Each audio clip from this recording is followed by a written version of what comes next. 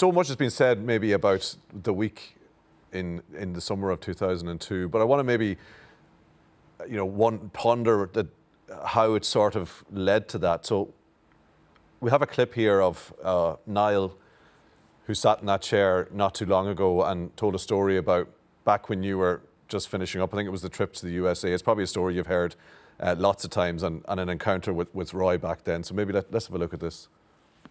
It was, I suppose it might have been 92, maybe something like that. It was around the time Roy got in the team. I'm trying to think when Roy first got in the side.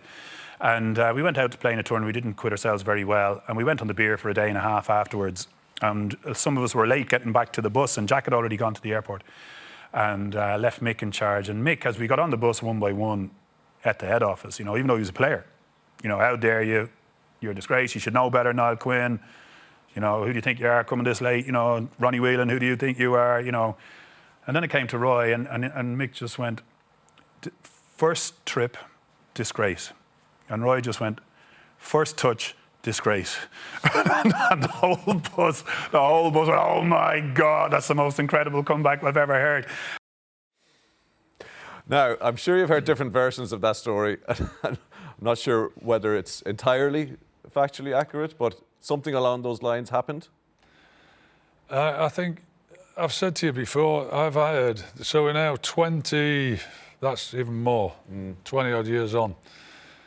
I've heard so many versions of what happened, and I'm amazed how somebody has such a clear recollection. And by the way, how Quinn knows, because he was pissed as a pickle when he came on the bus. So how he would have heard that and what would have been said, and I can't remember if that was the exact. But yes, I did have a confrontation with a few of them coming on the bus. Was there always an edge then from the very start between yourself and Roy? I'm going to say something to you, this is not going to be about me and Roy. As you said, I've heard, over the last 20 years, which is coming up, I've heard so many versions of it. I'm not going to add to it today, because even when it happened, 17 pages in, it's the election. And that's when the election got the first mention on the newspaper. And I think people are tired of it. And I'm not going to say anything now that's just going to